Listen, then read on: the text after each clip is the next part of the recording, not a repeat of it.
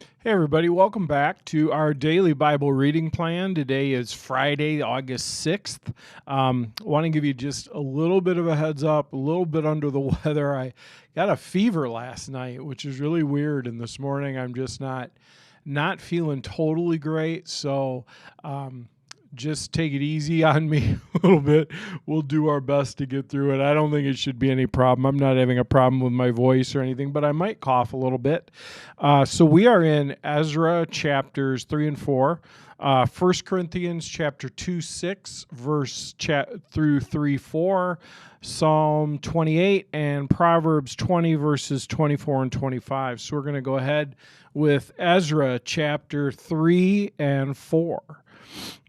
In early autumn, when the Israelites had settled in their towns, and all the people assembled in their towns, and all the people assembled in Jerusalem with a unified purpose, then Jeshua, son of Jehozadak, joined his fellow priests and Zerubbabel, the son of Shealtiel, with his family in rebuilding the altar of God in Israel. They wanted to sacrifice burnt offerings on it as instructed in the law of Moses, the man of God. Even though the people were afraid of the local residents, they rebuilt the altar at its old site. And then they began to sacrifice burnt offerings on the altar to the Lord each morning and each evening. They celebrated the festival of shelters as described in the law, sacrificing the number of burnt offerings specified for each day of the festival. They also offered the regular burnt offerings and the offerings required for the new moon celebrations and the annual festivals as prescribed by the Lord. The people also gave voluntary offerings to the Lord. 15 days before the festival of shelters began, the priests had begun to sacrifice burnt offerings to the Lord. This was even before they started to lay the foundation of the Lord's temple. Then the people hired masons and carpenters and brought cedar logs from the people of Tyre and Sidon, paying them with food, wine, and olive oil. The logs were brought down from the Lebanon mountains, and floated along the coast of the Mediterranean Sea to Joppa, for King Cyrus had given his permission for this. The construction of the temple of God began in mid-spring during the second year after they arrived in Jerusalem. The workforce was made up of everyone who had returned from exile, including Zerubbabel, son of Shealtiel, Jeshua, son of Jehozadak, and his fellow priests, and all the Levites. The Levites who were 20 years old or older were put in charge of rebuilding the Lord's temple. The workers of the temple of God were supervised by Jeshua with his sons and relatives, and Kadmiel and his sons, all descendants of Hodaviah. They were helped in this task by the Levites of the family of Henadad. When the builders completed the foundation of the Lord's temple, the priests put on their robes and took their places to blow their trumpets. And the Levites, descendants of Asaph, clashed their cymbals to praise the Lord. Just as King David had prescribed, with praise and thanks, they sang this song to the Lord. He is so good, his faithful love endures forever. And then all the people gave a loud shout, praising the Lord, because the foundation of the Lord's temple had been laid. But many of the older priests and Levites and other leaders who had seen the first temple wept aloud when they saw the new temple's foundation. The others, however, were shouting for joy. The joyful shouting and weeping mingled together in a loud noise that could be heard far off in the distance.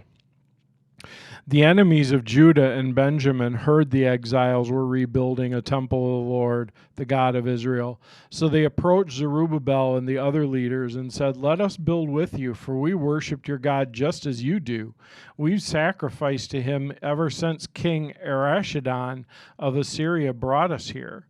But Zerubbabel, Jeshua, and the other leaders of Israel replied, "You may have no part in this work. We alone will build the temple for the Lord, the God of Israel, just as King Cyrus of Persia commanded us." Then the local residents tried to discourage and frighten the people of Judah to keep them from their work. They bribed agents to work against them and to frustrate their plans. This went on during the entire reign of King Cyrus of Persia and lasted until King Darius of Persia took the throne. Years later, when Xerxes began his reign, the enemies of Judah wrote a letter of accusation against the people of Judah and Jerusalem. Even later, during the reign of King Artaxerxes of Persia, the enemies of Judah, led by Bishlam, Mithridath, and Tabiel, sent a letter to Artaxerxes in the Aramaic language, and it was translated for the king. Rahum, the governor, and Shishmai, the court secretary, wrote the letter telling King Artaxerxes about the situation in Jerusalem. They greeted the king, for all their colleagues, the judges, the local leaders, the people of Tarpel, the Persians, the Babylonians, and the people of Erech and Susa.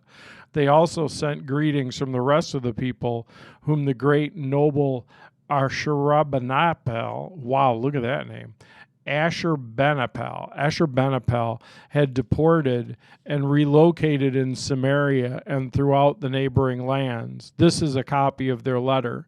To King Artaxerxes, from your loyal subjects in the province west of the Euphrates River, the king should know that the Jews who came here to Jerusalem from Babylon are rebuilding this rebellious, evil city. They've already laid the foundation and soon will finish its walls.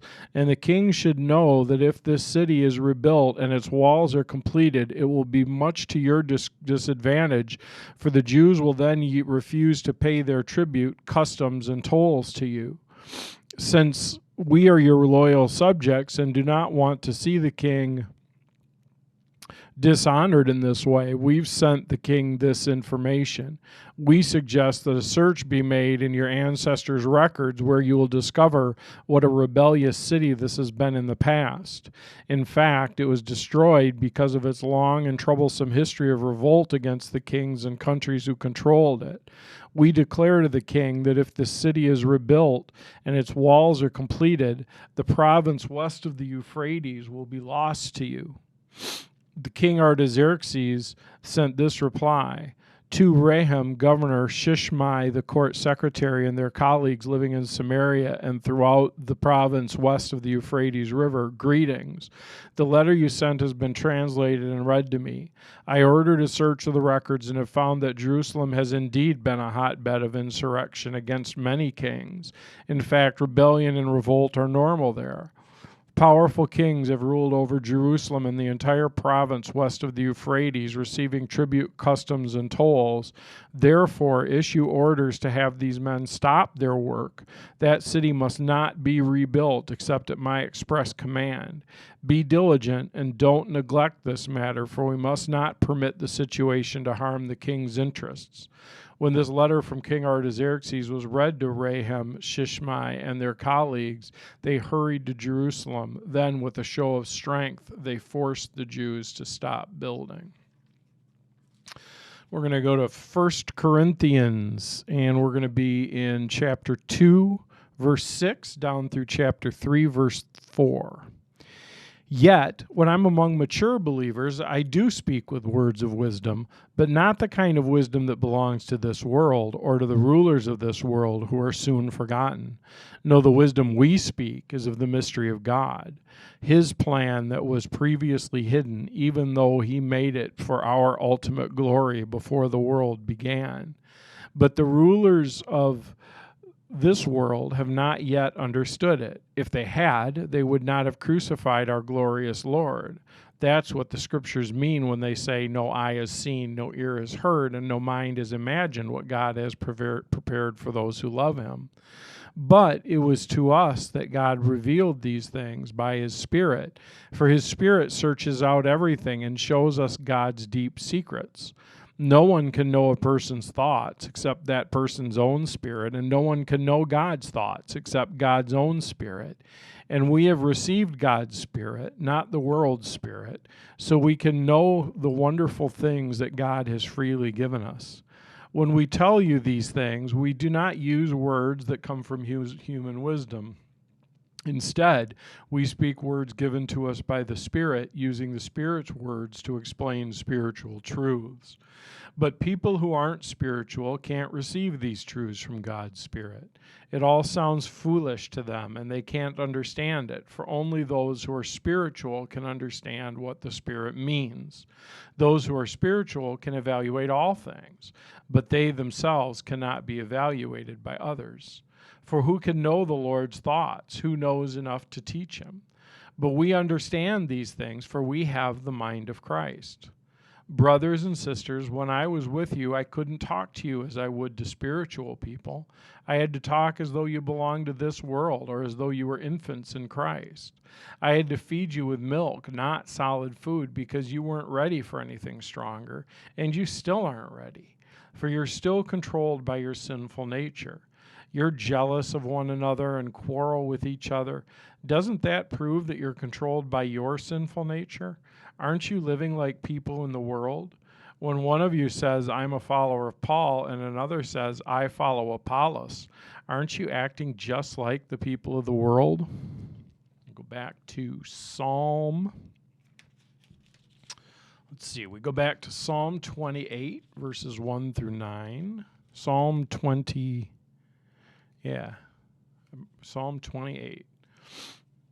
Help if I weren't in Proverbs, probably. Psalm 28, verses 1 through 9. I pray to you, O Lord, my rock. Do not turn a deaf ear to me. For if you're silent, I might as well give up and die. Listen to my prayer for mercy as I cry to you for help, as I lift my hands toward your holy sanctuary. Do not drag me away with the wicked, with those who do evil, those who speak friendly words to their neighbors while planning evil in their hearts. Give them the punishment they so richly deserve. Measure it out in proportion to their wickedness. Pay them back for their evil deeds. Give them a taste of what they have done to others. They care nothing for what the Lord has done, or for what his hands have made, so he will tear them down. They will never be rebuilt. Praise the Lord, for he has heard my cry for mercy. The Lord is my strength and shield. I trust him with all my heart. He helps me, and my heart is filled with joy. I burst out in songs of thanksgiving. The Lord gives his people strength. He's a safe fortress for his anointed king. Save your people. Bless Israel, your special possession. Lead them like a shepherd and carry them in your arms forever. I love that image. Carry them in your arms forever. Then we go to Proverbs 20, verses 24 and 25. The Lord directs our steps, so why try to understand everything along the way? Don't trap yourselves by making a rash promise to God and only later counting the cost. And then August 6th of Oswald Chambers, the point of prayer is not to get answers from God, but to have perfect and complete oneness with him. When you seem to have no answer, there's always a reason. God uses these times to give you deep personal instruction, and it is for you, not for anyone else. In that day, you will ask in my name, from John 16:26. That proverb, the Lord directs our steps, so why try to understand everything along the way? What a thought that is. You know, I think if you break it down into two pieces, the Lord directs our steps. That's so comforting to know that he's in control, that he's the one who's guiding what we do and when we do it and how we do it. And man, how much time do I spend trying to understand things that happen or don't happen, or trying to understand, what I should do. And it's not even that that's wrong. It's just that when we understand that God's the one who's in control, then we come to understand that there's a lot we're not going to understand. And that becomes okay. Because what we really need to know when push comes to shove is we really need to know that God loves us and that he's in control. If he loves us and he's in control, it's okay. And we can rest calmly and confidently in that. And so today, maybe just rest calmly and confidently and remember the Lord directs our steps. So why try to understand everything along the way? Let's pray. God, thank you that you are in control. Thank you that you love us, that you have your hand on us, that you're guiding our steps today. And Lord, because you're doing that, help us to be calm and confident. And when things come up that we're not sure about or we don't like, help us to not try to understand everything all the time. In Jesus' name, amen. All right, thank you. We will cross off today, the 6th, and I will see you again on Sunday.